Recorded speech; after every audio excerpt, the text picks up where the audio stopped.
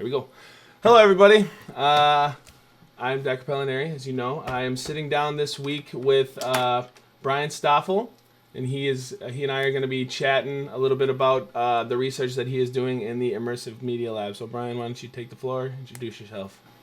Thank you. So I'm Bryan Stoffel, as you know. I'm doing VR development and creating a learning experience in Unreal for my research. I'm majoring in computer science and finishing up my last semester.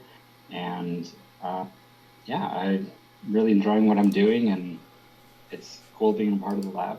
Awesome. I'm glad I can share it with everyone. Yeah, definitely. I'm glad that we can we kind of came to this this way of doing things. I didn't really think about it at first, and then all of a sudden I was like, well, I've been listening to so many podcasts lately. Like, it'd be so much easier to structure it like this because it's just a really comfortable conversation. There's not a whole lot of pressure on it or anything, and I think having these open forums, it's going to make it a lot easier. So, oh yeah, no, I definitely agree. It's really nice, like having a new way of kind of portraying information and stuff. And I feel like given the pandemic and everything that's happened, it's really emphasized and given a platform for podcasts. And I think podcasts are honestly a better way to communicate in general, and you can get more out of a conversation than just like text. Oh, absolutely. Absolutely. There's just you can't get any, there's no context, and you never know how people are trying to inflect things or what have you. So it gets really messy. It gets really garbled sometimes. So, that's why I tend to stay away from social medias in general. Yeah, exactly. So, I mean, putting me in a tough position, right? Yeah, I know. It's so funny. When I was thinking about like the kind of platforms I use, and I strictly really only use Snapchat as like my social media. And it's not even, which is funny because I'm not even one to post too much. I find there's a lot more value in like little things you might post, but I use it more for like, it's cool to send pictures, like quick pictures and communication that way. But past that, it's hard for me to wrap my head around wanting to take a photo and show everybody all the time. And like, that's just me personally. I love watching them. Totally. And I think that was kind of how it worked out with me too, is I was like, I started off being, when I was younger, I would post on Instagram and stuff all the time. That was before I really like had a grasp of the type of person that I felt like I wanted to be. And then once I figured that out, I was like, oh, people don't need to know about this if they like. So it's only like stuff that's really important. And with me doing music and everything, that was a big portion of what I use social media now for too, and everything. So. Yeah. So no, it's interesting. Yeah. I grew up I remember my mom was like, never give your name out online, and like she really emphasized like online safety. And so like for most of my time, and probably part of the reason of why I like distanced myself from social medias in general, because I like jumped on Facebook right away and I was like, this is cool. And then I was like, is this? And then is it really cool?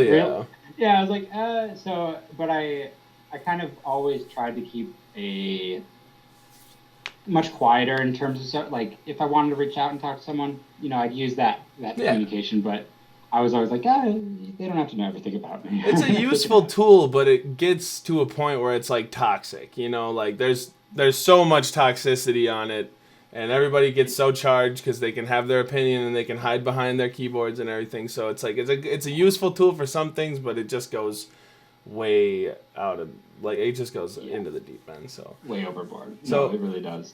Talking about platforms, what type of like artistically in the labs, what type of platform, or in the Immersive Media Lab, what platforms do you use? So I will say, it's funny, I'm not a social media guy. Discord is like my bread and butter though. That is the one form of communication that I love to use, and I actually was one of the big advocates for swapping the lab over to using it. And, I actually was the one who made the Discord server.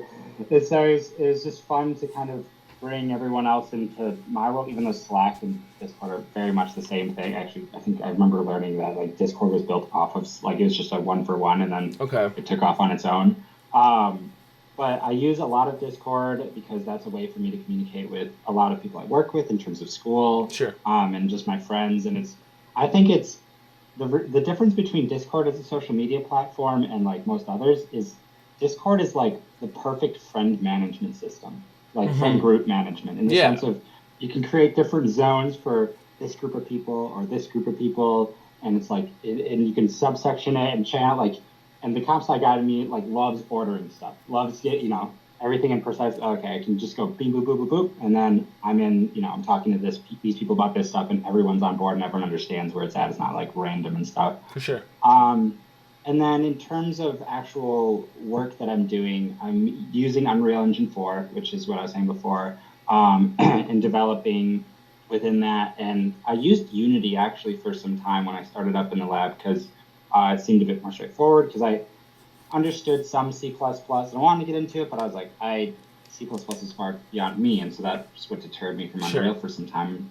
And so then I used Unity because it uses C# and it seemed really nice. And it is really taken off into a really big, widely used game engine, and there's a lot more advancements. Unfortunately, I made the jump to Unreal before I realized that, and that was due in part because my project had issues and like I lost all of everything, and I was like, well, one of the other lab members was telling me that Unreal has some really cool features, and also it provides, right off the bat, Unreal just looked a lot cleaner, a lot more high resolution. It looked like you could really polish things up, and it's like that's kind of what I was going for in terms of my research, because I want to make the experience something that people could actually look at and go, wow, this could happen, this, or maybe not this could happen, but it brings it more to the real, like grounds you a bit more. Yeah, absolutely. Makes it seem more realistic. Exactly. So before we get into talking about your research, why don't you just give a quick explanation of how you came to be a member of the Immersive Media Lab, and just kind of explain where you started, what got you interested, how you heard about it, and then just kind of go into It's actually a really fun story, and I love telling it to people. And it's great that you bring it up because I remember going through my computer science degree, and I didn't necessarily know what I wanted to go into. I remember when I was a kid, I wanted to get into like video game design. I was like, I love video games. I want to do that, and then realized that that's a dumpster fire of a market. I mean, I appreciate every single game dev out there, and I'm kind of one now, but like. Those guys work their butt off, but the problem just for everyone to hate them. The industry is not favorable for them. Not at all. So Cyberpunk. Like maybe I don't want to like hate video games because exactly. I didn't want to get into it because then it would make me like I can't enjoy them because I'm just thinking about how hard it is to make them. For sure. Anyways, long story short, I was like, I don't know what I want to do, and I found an advanced computer graphics course, and that kind of jump-started my interest in computer graphics and 3D computer graphics and visualization. And it was like tossed in the ring. Like we learned how to ray trace mathematically and how to like down to the nitty-gritty details. And I was like, whoa, this is what 3D graphics is, I guess. Like, well, it's kind of interesting. Like it's right up my alley, but like also it's like it's a lot of work. But then I joined the astronomy club and chatted with some of them and saw that they were doing some some visualizations for pulsars. And so they had like pulsar data that come in, and then they try to use Python and create like some graphs. And I was like, hey, is there like a 3D application? Like, would making this in a 3D model help you visualize your work better? Maybe do you think this would be beneficial? And sure. The head of the astronomy club was like, hey, you should reach out to Chris Willey. He's doing some 3D graphic work and some stuff at the Immersive Media Lab. And I was like, oh, that sounds pretty cool. Sure, I'll send an email. And so I sent him an email, and we chatted a bit. And then there was a Fermi Lab trip, a field trip before COVID hit. We went down to the Fermi Lab down in Illinois, where there's a particle accelerator. Sure. And it was like Candyland for me. It was the coolest thing ever. I love everything going on here. And I was asking questions like crazy because I'm just like, what's going on? He's like, it's funny because I'm like the astronomy or the computer science guy in a room with a bunch of physicists and astrophysicists, and I'm just like, so like I love this stuff, but I have no like I have an idea, but I'm so leagues For behind sure, everybody. for sure, yeah. I mean, obviously, what else could you're just given the What am I gonna do? circumstances and the setting and everything, Yeah. obviously. So I'm just asking questions, doing my thing. We continue out and, finish the trip. And then later on, I'm just chatting with Chris, and he's like, "Oh, were you on that trip?" And I was like, "Oh, yeah, I was the one asking all the questions." Like, "Oh, I love your enthusiasm and stuff. And, I think you'd be a really nice fit for the lab." And I was like, I didn't even realize that was you. So, yeah, no, you didn't put the two and two together? No, Oh, that's awesome. That's I was hilarious. on that trip too. That's hilarious. So, yeah, I mean, So, this perfect. is a good first impression. So, For sure. yeah, it was really cool. And ever since then, I was, he introduced me to the lab, and it's been a really nice time. And so I've just kind of been taking my thought process of that pulsar thing's long dead. I started it with some friends and was like, maybe I'll learn some OpenGL, and then school picked up, and then other things, and then it's like, oh, I can't really do this right now. For sure. So that's with a lot of CS projects. I feel is you can get something going, but then it's like to really finish it is quite the commitment, especially with school. So yeah. With all that said, that's kind of how I got introduced and joined into the lab, and then from there on out, I was just kind of figuring out what I wanted to do, and I liked astronomy and physics, and I wanted VR seemed really cool. Okay, so yeah, coming off of that, you're talking about how you were doing your research. You started off doing your pulsar research and 3D modeling and pulsars and everything. Moving forward into your research now, if you could title your research, what would the title be, and then we'll get into talking about your research. So I've had this name that I've done all my Spark pages, and I like the idea, but it's so vague and it doesn't really encapsulate much. But I keep calling it New Beginnings because to me, I think of it as an inspiring way to think about where we're moving as a society. Like, I love everything Elon Musk is doing in terms of trying to get us to Mars. I think being interplanetary is just necessary. But anyways, I've always been fascinated with that, and to try to bring an environment, a new way to introduce these concepts and these different topics and stuff that normally people don't think of physics as like, oh, that sounds really cool and interesting. They're like, it's just a lot of work. Yeah, for sure. That's how I looked at it. So yeah. And so my hope is the kind of idea behind what I want to do though is I want to kind of bring the playing field down and say hey, you can still learn about these concepts and you can enjoy it through a way that isn't just through school or through looking at all these crazy equations. Like, the core concepts is the main basis of physics in general. Like, the math is the tools we use to calculate and actually get measurements and make data, all that. But the core functionality of how things work and how physics works between particles, between whatnot, it's about hey, when this happens, then there's this effect. There's ways to understand it by seeing it, and by doing that, and by putting someone into a place where they can experience that, it's like a new beginning era of learning. And okay, so yeah, ties it back. Yeah. I got you. All right, so no, you got there. That's what you needed to do, and you did a great job. So, elevator pitch. Let's see what you got. So, I think explaining your research, yeah. So, it's going to be a collection of levels that a player can jump into VR and experience and play through, and learn different physics and astronomy concepts through their learning experience, along with guided UI and information along with it. But it's a test by test kind of level structure that intends to educate people on these concepts. Awesome. Great job. Perfect. You nailed it. That's what I like to hear. Now, I guess what I'm interested in is, so all of this is taking place in a VR setting. So does that mean that when you're doing the development and everything, how much of that are you actually doing in VR, or do you do a lot of it just straight on your computer and then jump into VR and see how it looks, or how does that work? Great question. It's actually interesting. I'm going to quote, there's a YouTuber I watch, and he does a lot of VR reviews and explanations and stuff, and he went through like the 7 different VR users, and he's like, last one was like, there's the developer, and the developer most of the time has the headset up on their Sure. and so that's such a great encapsulation, because a lot of the time I'll have it plugged in or like on hand, but a lot of time I'm doing the work on just my computer without the headset on, and then a lot of the time, once I'm actually doing tests of functionality, not just like setting up background project settings and everything, it's a lot of, put it on, and then jump in, do some work, try that out. And Sure.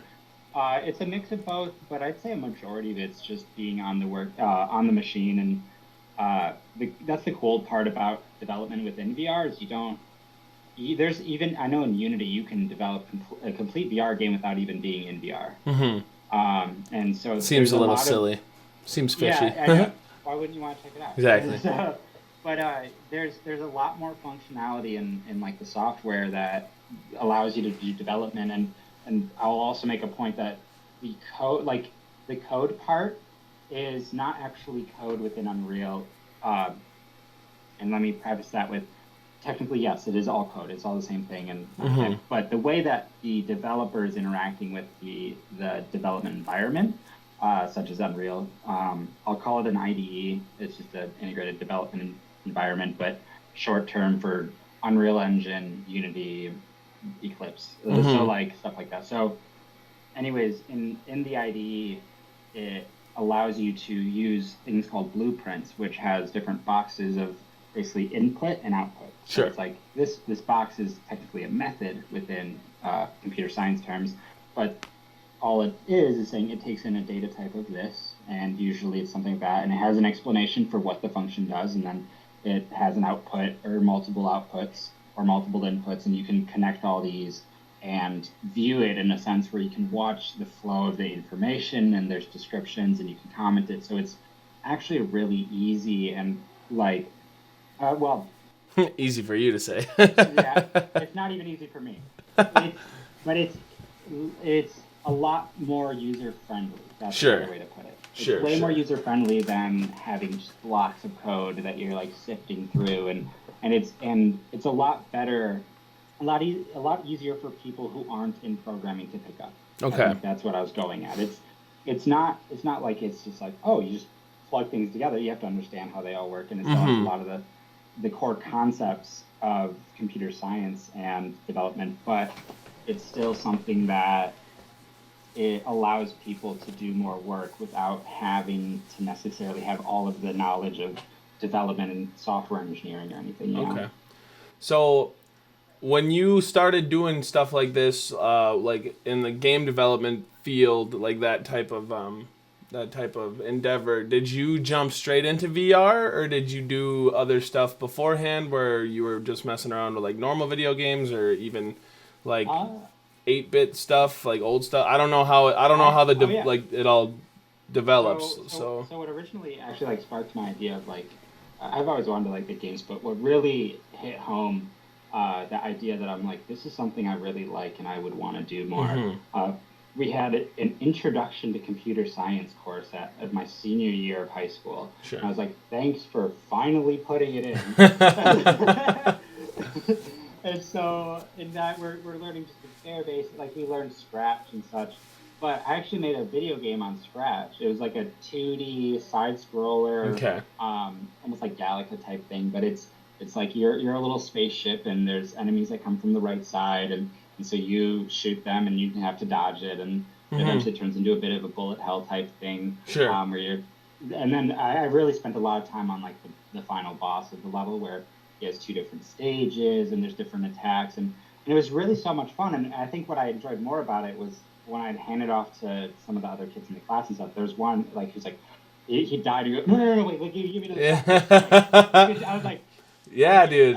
Yeah, that's awesome for real. Yeah. So it's like people are like, okay, he wants to play it. Like, yeah, it's interesting and fun, and actually, it was good enough where I was able to present it to the school board, which is a really incredible experience, and show all of these people like, hey, I know this is just a dumb video game, but like this is a great way, like this is a I'm a great learning senior in high process. school. What's up? I know. Exactly. Yeah. As a senior. Yep. Yep.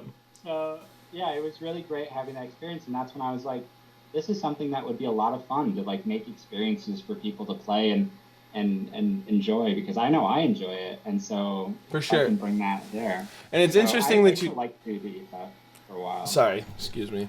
I was just gonna say, I just I just want to know. I remember I was really actually into 2D 8-bit games, and I wanted to do that on my before I actually entered the lab. I was doing some Unity work, so I was like, oh, I want to like kind of make something, and then I Mm-hmm. just dropped it until I entered the lab, and then it was like, oh, you guys have VR? Well, I want to do that. Yeah. Absolutely. Well, yeah. It makes sense. It's incredible. It's incredibly immersive. And not even that's not even a pun. It's just the truth. Yeah. Um, you talked about you created an experience for someone, and that's an interesting way to put it, because do you think that with your research now you would describe it more as creating an experience than making a game, or like Yeah. how would you explain that? I like that you brought this up, because that's why I put game or like game dev in air quotes, because I don't consider this like a normal video game in a sense. I don't Mm-hmm. want this to be just sound like, I want it to be game like, and I'm taking aspects from different games, and I want to make it enjoyable. It has Yeah. to be fun. So that's kind of where the game comes in. But I really did want to start, like I started really focusing on the educational part later when I met Natalie, who is my partner in the lab. We worked on different things, but she went and got her degree in education, and then is now going to school for, I think, like her grad school for biology or something, to integrate it. It's really great what she's doing, and so she's bringing an educational experience to people for like medical treatment and stuff. Oh yeah, And she was in. so, She came into the Discord chat the yeah, other week, yeah, right? Yeah, she yeah. was my Okay. compatibility buddy at the Yep. time when I first started the lab, and she was the one who really inspired me. Like, hey, like not just having something fun to play, but why not educate people on it? Sure. Why not bring something that I love and some interesting things, and not just make it for the niche market of people who like physics and astronomy stuff, but like say, hey, this is something anyone can play and anyone can enjoy. Mm-hmm. And while playing and experiencing through it, you're learning as well. And that's where the true beauty of It it comes adds an in. extra layer of value, because it's like no matter how much, like even if you did just make it for the playability of it and for the enjoyment of playing it, if you're gonna add something as deep as actually being able to take something away from it that's like real, and it's like tangible knowledge that you can like take away from it, and you can offer that to people, that's like a whole nother thing than just having the experience of actually playing through the game. So I think that's a cool aspect of your research that maybe not everybody who is in the lab could like say that they're like teaching something as well, or like their end goal kind of involves like giving back, like not only offering an experience but like offering knowledge alongside of it. I think that's like a really cool aspect of your research, so totally appreciate that about that for sure. Yeah, it's really cool what I'm able to do. And what's hard is incorporating this with everything else in my life, and it takes a lot of time. And so it's been a slow process. And developing a game is a lot, and Well, and you're developing one only in one VR. person too, man. Yeah, You know, it's exactly. like the It brings game its developers challenges. have teams and teams of people working on games, and they still end up coming out awful in a lot of Yeah, senses. Like, I mean, Cyberpunk, they were pushed so hard by the fans who wanted that game to come out, that the devs were just like, you know what, have it, here. and Yeah. look what And they're like, happened. what is this? You gave us an That's unfinished game. that's my feel for every game dev out there, because it's like they're developing for their audience, and their audience hates it. Uh-huh. Like, Yeah, I exactly. always rip on them like, how come you can't do better? And they're like, I'm literally trying to do everything you want. And do it at 3 times the speed you expect me to do it at. Yeah, Yeah, and and it's funny how people's perspective between development and the actual like way, how much work it actually takes compared to how much work people think it takes. And even and doesn't go oh just for yeah, people who don't understand development. Even for people who are in development, are like, oh yeah, I can whip that up in a while. few weeks, and then like 2 months go by, and you're They're like, hitting snags after snag after yeah, there's, snag and there's, there's just water problems. I've different hit like stuff. 50 potholes. Like, Uh-huh. Well, and then yeah, all the people who are all the people who are waiting to play the game are thinking that the devs are just sitting there going like, and that's like all yeah, it takes, you know. So it's not. it's It's so so much funny. more than that, and they have no idea because it's like, I mean, I'm a big fan of video games, and that's another reason why I thought that your research was like really interesting. It was another reason that you were one of the first people I had reached out to for this. I'm a big fan of video games myself, and I played Cyberpunk, and I was like, oh, dude, this is terrible. And I was like, but that's just not fair. It's not fair to say that because of what had happened and like Exactly. everything that had gone on. And it's just unfortunate for them, for the developers, that it happened that way. But you almost can't Unfortunately even. for You almost, everyone, really. yeah. Well, it sucks. It sucks for everybody, but you almost can't even feel bad for the consumer Yeah. because they were the one. They're the ones who were They're the pushing it ones who are out so bad. pissed the whole time, waiting, like, why are you delaying it? Exactly. And then it comes out and they're still mad. It's like, well, I can never please you Yep. So guys. like I said, going back to the fact that you get hung up and life happens, dude. You're only one person. You just got to keep pushing because I think you're doing some really awesome stuff, and I'm looking forward to hopefully being able to test it out. You know, it's been tough going over this whole online platform, and it's a bummer because I'm a senior this year, so who knows? But I mean, maybe we'll be able to all get together sometime at the end of the semester for an Immersive Media Lab last hurrah. That would be incredible. I would love that because I was actually just chatting with my professor before this because I went into his office hours. It's for my 3D graphics class. So I was like, Yeah. hey, I should take another 3D graphics class if I want to go into this. Mm-hmm. Also, I realized modeling is my weakest suit. I suck at the modeling. Like, props to everyone in the lab who's doing any kind of modeling because It's I insane, can put man. it together. I can do function. Like, I'll take the assets and put it into my game. Fine. I can move them around. I can edit them a little bit. But like the people who go in and like take hours to just painstakingly move these parts and make it Mm-hmm. look exactly right, incredible. But back to the point. I was chatting with him and I've been like kind of quiet because I found that over throughout this COVID time because I know I'm very much a verbal communication kind of guy. Like this is very easy for me. But Yeah. when it comes to messaging, I have some weird dumb anxiety about like so like it's so weird because it's like I'll see a message and I think maybe this is part of like over time with messaging and stuff I've kind of gained a way to or I've pushed myself to not be like oh I have to respond immediately to every single message that comes my way because it's like it's good to be like how do I always say the message is there. The whole point is so you can wait, like so you Mm-hmm. can take your time, get your stuff done or whatever, and when you're available. But like that kind of thought process has prevented me from even reaching out in general. So I was like finding myself just like being like quiet or just dead and not saying anything to anyone, and because you just get hunkered down in your own Yeah. little hole, and Absolutely. especially when your workspace is your room, is your everything. It's like it's I really hear easy that, to get man. caught up in it. I hear that. So it's great to do this first of all. The video, I always push people now whenever we do calls. Tap on video. It makes it better. Yeah, well, But and it's easier to see the way that people are reacting to things and to understand the inflection coming from behind their voice, and you just pick up on non vocal cues and verbal everything. A cues. lot, yeah, no, verbal, yeah, non-verbal cues a Yeah, lot better. It just makes sense, and it's how we're wired. yeah, it is. It's I mean, because think about it, we went from or like being able to talk to anybody in person for however long we wanted to being locked up all of a sudden, and so Yeah. it only makes sense that this is the way that people would rather do it. And I know that there's some people who are like, nope, video's off, mic is muted, like Oh only yeah, speak those unless introverts spoken to, love it. and Love it. yeah, and I'm like like I don't How'd you do that? and it's I do sometimes I have I had my capstone class meeting today, and for like the first 10 minutes I'm the only one sitting there with my camera on aside from my Oh, professor, and that's the worst.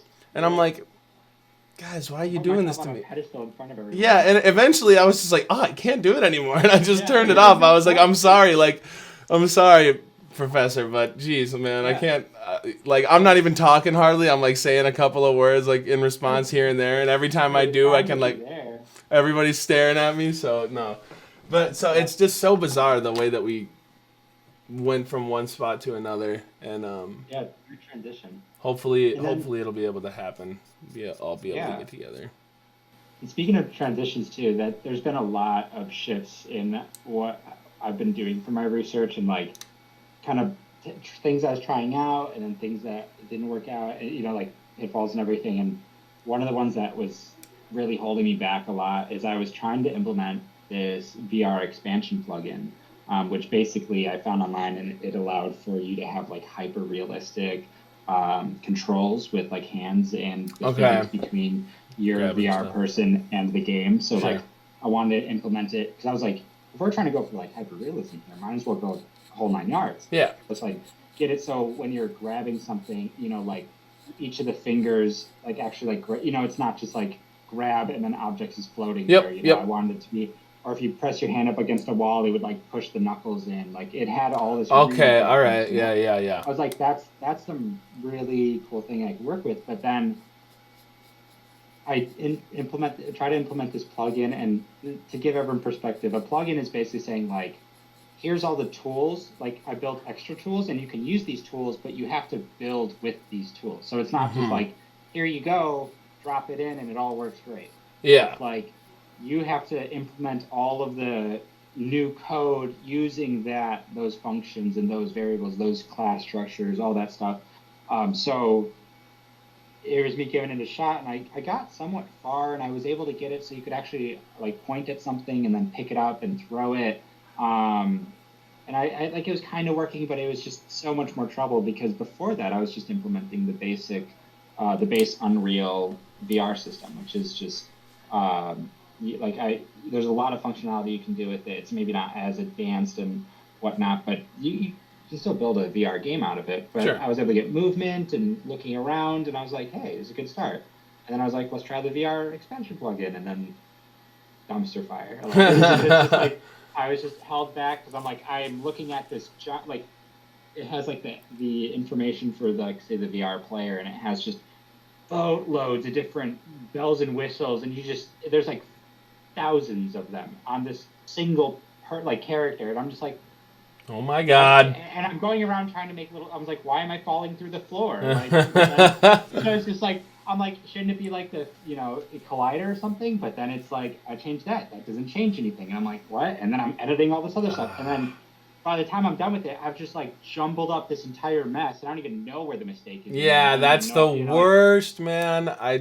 That is the worst. I know I've felt that same thing in Illustrator before, and I know that's leagues behind whatever you're doing, but it's the same concept. Yeah, and same thing in GarageBand or something, like making music. You do one thing to a track, and then you're like, oh wait, I didn't mean to do that, and then you do it twice or something, and then you're like, okay, something else, yep, and then you forget what the first thing you changed. Yep, and then all of a sudden you sound like a robot and a chipmunk, and it's just, I can't fix this.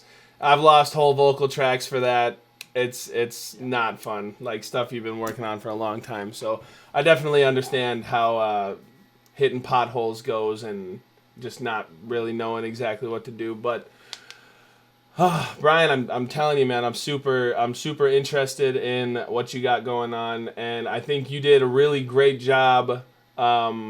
You know, kind of dumbing it down, and I think you did it in a way where it didn't sound like you were walking me through it or anything, but I never was like totally confused, and I think that a lot of people will also feel that way, and so I think you did a great job, and I'm super stoked about what you're doing, and I can't wait to see more, and thanks for taking the time out and it really flew by. Chatting with me. Yeah, seriously, and that's what I was thinking. I was like, I want to keep this short so it's not like insane upload times and a bunch to edit and everything. But I feel like we could talk about it for a long time because I definitely think we got good. Yeah. First of all, good conversational skills, but but yeah, seriously, man, thanks a lot for putting out some time. I will talk to you on Friday, and yeah, that's Brian, guys. Thanks for listening. Hope you enjoyed, and we'll talk to you soon. All right, take care, guys.